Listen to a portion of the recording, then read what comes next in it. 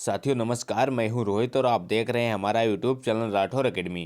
तो आज की इस वीडियो में लेकर आए हैं जनरल नॉलेज के टॉप 30 क्वेश्चन जो आपकी आगामी सभी परीक्षाओं के लिए हेल्पफुल होने वाले हैं।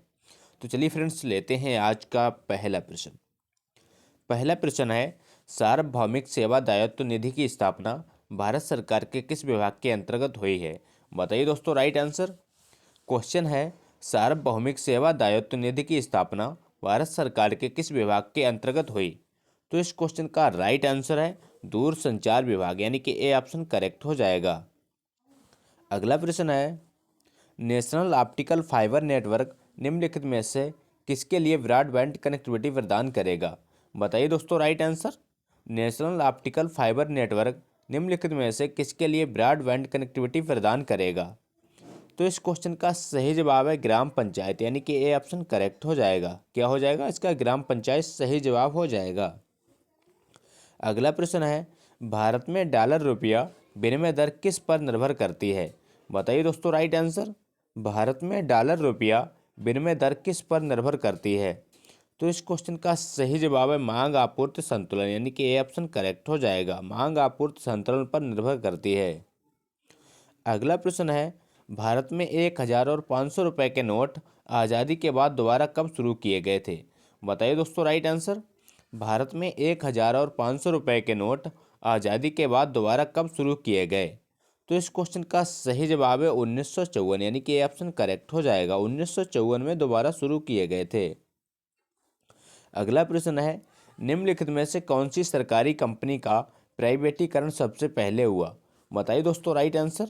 निम्नलिखित में से कौन सी सरकारी कंपनी का प्राइवेटीकरण सबसे पहले हुआ? तो इस प्रश्न का सही जवाब है मारुति उद्योग लिमिटेड, यानी कि ये ऑप्शन करेक्ट हो जाएगा। मारुति उद्योग लिमिटेड का प्राइवेटीकरण सबसे पहले हुआ था।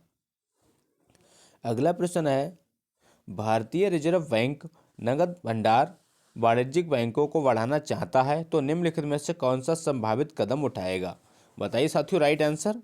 यदि भारतीय रिजर्व बैंक नगद भंडार वाणिज्यिक बैंकों को बढ़ाना चाहता है, तो निम्नलिखित में से कौन सा सबसे संभावित कदम उठाएगा? तो इस प्रश्न का सही जवाब हो जाएगा खुले बाजार में बॉन्ड खरीदना, यानी कि ऑप्शन करेक्ट हो जाएगा। अगला प्रश्न है, निम्नलिखित देश में से कौन सा देश इस देश में भारत में एफडीआई के संदर्भ में भारतीय अर्थव्यवस्था में राउंड ट्रिपिंग से संबंधित सबसे अधिक समस्याएं पैदा करता है? बताइए दोस्तों राइट आंसर। तो इस प्रश्न का सही जवाब है मॉरिशस, यानी कि बी ऑप्शन करेक्ट हो जाएगा। राउंड ट्रिपिंग से संबंधित सबसे अधिक समस्याएं पैदा करता है तो वो है मॉरिशस। अगला प्रश्न है, उदार विनिमय दर प्रणाली प्रबंधन कब लॉन्च की गई? बताइए साथियों राइट आंसर। उदार विनिमय दर प्रणाली प्रबंधन कब लॉन्च की गई? तो इस प्रश्न का सही जवाब है 1992, यानी कि सी ऑप्शन करेक्ट हो जाएगा। उदार विनिमय दर प्रबंधन प्रणाली 1992 में लॉन्च की गई थी। अगला प्रश्न है, भारत में किस राज्य में सर्वाधिक निर्यात उन्मुख इकाइयाँ हैं? बताइए दोस्तों right answer. Most important question है, बार बार परीक्षा में पूछा जाता है। भारत में किस राज्य में सर्वाधिक निर्यात उन्मुख इकाइयाँ हैं? तो इस प्रश्न का सही जवाब है कर्नाटक, यानी कि ये ऑप्शन करेक्ट हो जाएगा। क्या हो जाएगा? कर्नाटक इसका सही जवाब हो जाएगा। अगला प्रश्न है, बीज फसल बीमा योजना किस वित्तीय वर्ष में शुरू की गई थी? बताइए दोस्तों राइट आंसर। बीज फसल बीमा योजना किस वित्तीय वर्ष में शुरू की गई थी? तो इस प्रश्न का राइट आंसर है 1999 से 2000 ईस्वी में, यानी कि ये ऑप्शन करेक्ट हो जाएगा। बीज फसल बीमा योजना 1999-2000 ईस्वी में शुरू की गई थी। अगला प्रश्न है, निम्नलिखित में से किस कानून को भारत का व्यापारिक कानून कहा जाता है? बताइए दोस्तों राइट आंसर। बार बार परीक्षा में पूछा जाता है, इंपॉर्टेंट प्रश्न है, याद रखिएगा। किस कानून को भारत का व्यापारिक कानून कहा जाता है? तो वो है अनुबंध कानून, यानी कि बी ऑप्शन करेक्ट हो जाएगा। क्या है? अनुबंध कानून को भारत का व्यापारिक कानून कहा जाता है। अगला प्रश्न है, केंद्रीय सहकारी बैंकों की स्थापना किस स्तर पर हुई है? बताइए दोस्तों राइट आंसर। केंद्रीय सहकारी बैंकों की स्थापना किस स्तर पर हुई है? आपके ऑप्शन राज्य स्तर पर, ऑप्शन बी जिला स्तर पर, ऑप्शन सी राष्ट्रीय स्तर पर, ऑप्शन डी विभाग स्तर पर। बताइए दोस्तों राइट आंसर। तो इस प्रश्न का सही जवाब है जिला स्तर पर, यानी कि बी ऑप्शन करेक्ट हो जाएगा। केंद्रीय सहकारी बैंकों की स्थापना जिला स्तर पर की गई है। अगला प्रश्न है, निम्नलिखित निकाय में से कौन सा राष्ट्रीय सहकारी विपणन संघ को क्रेडिट सीमा अधिकृत करता है? बताइए दोस्तों राइट आंसर। निम्नलिखित निकाय में से कौन सा राष्ट्रीय सहकारी विपणन संघ को क्रेडिट सीमा अधिकृत करता है?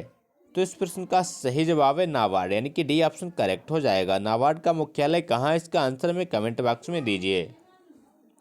अगला प्रश्न है, भारत में तेल की कीमतों का निर्धारण कौन करता है? बताइए दोस्तों राइट आंसर। भारत में तेल की कीमतों का निर्धारण कौन करता है?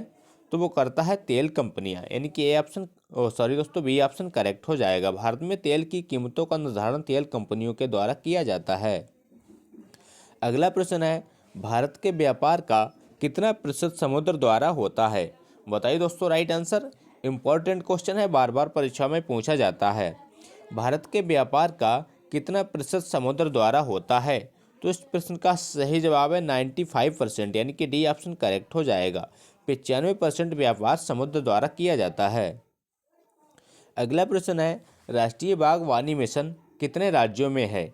बताइए फ्रेंड्स राइट आंसर। राष्ट्रीय बागवानी मिशन कितने राज्यों में है? तो इस प्रश्न का राइट आंसर है 18, यानी कि डी ऑप्शन करेक्ट हो जाएगा। राष्ट्रीय बागवानी मिशन भारत के 18 राज्यों में है।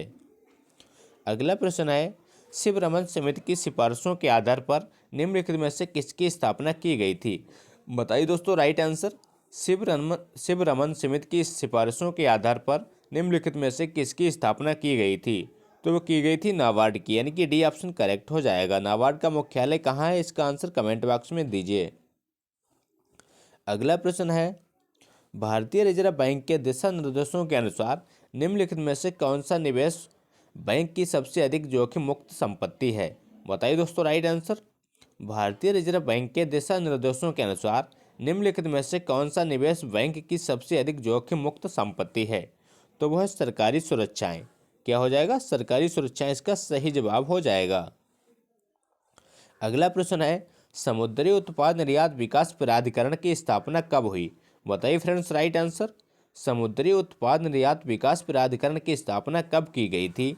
तो इस प्रश्न का राइट आंसर है 1970 में, यानी कि डी ऑप्शन करेक्ट हो जाएगा। समुद्री उत्पाद निर्यात विकास प्राधिकरण की स्थापना 1970 ईस्वी में की गई थी।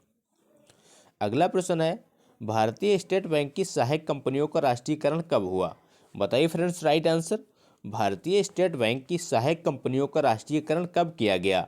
तो वो किया गया था 1959 में, यानी कि बी ऑप्शन करेक्ट हो जाएगा। 1959 ईस्वी में भारतीय स्टेट बैंक की सहायक कंपनियों का राष्ट्रीयकरण किया गया था। अगला प्रश्न है, सुनहरी क्रांति निम्नलिखित में से किससे सर्वाधिक संबंधित है? बताइए दोस्तों राइट आंसर। सुनहरी क्रांति किससे संबंधित है बताना है आपको। तो इस प्रश्न का राइट आंसर है राष्ट्रीय बागवानी मिशन, यानी कि ऑप्शन करेक्ट हो जाएगा। सुनहरी क्रांति राष्ट्रीय बागवानी मिशन से संबंधित है। अगला प्रश्न है, भारत में किस औद्योगिक नीति वक्तव्य में पहली बार छोटी इकाइयों को परिभाषित किया गया था? बताइए दोस्तों राइट आंसर। भारत में किस औद्योगिक नीति वक्तव्य में पहली बार छोटी इकाइयों को परिभाषित किया गया? तो इस प्रश्न का सही जवाब है औद्योगिक नीति वक्तव्य 1977, यानी कि बी ऑप्शन करेक्ट हो जाएगा। अगला प्रश्न है, भारत में औद्योगिक लाइसेंसिंग आखिरकार कब खत्म की गई? बताइए फ्रेंड्स राइट आंसर। भारत में औद्योगिक लाइसेंसिंग आखिरकार कब खत्म की गई? बताइए दोस्तों राइट आंसर। तो इस प्रश्न का सही जवाब है 1991 में, यानी कि डी ऑप्शन करेक्ट हो जाएगा। 1991 में खत्म की गई थी। अगला प्रश्न है, निम्नलिखित में से किस उद्योग को चाइल्ड ऑफ प्रोटेक्शन कहा जाता है? बताइए दोस्तों राइट आंसर। निम्नलिखित में से किस उद्योग को चाइल्ड ऑफ प्रोटेक्शन कहा जाता है?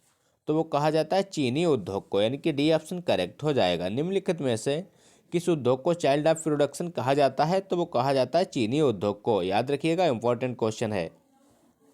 अगला प्रश्न है, निम्नलिखित में से कौन सा भारत में आर्थिक खुफिया परिषद की अध्यक्षता करता है? बताइए दोस्तों राइट आंसर।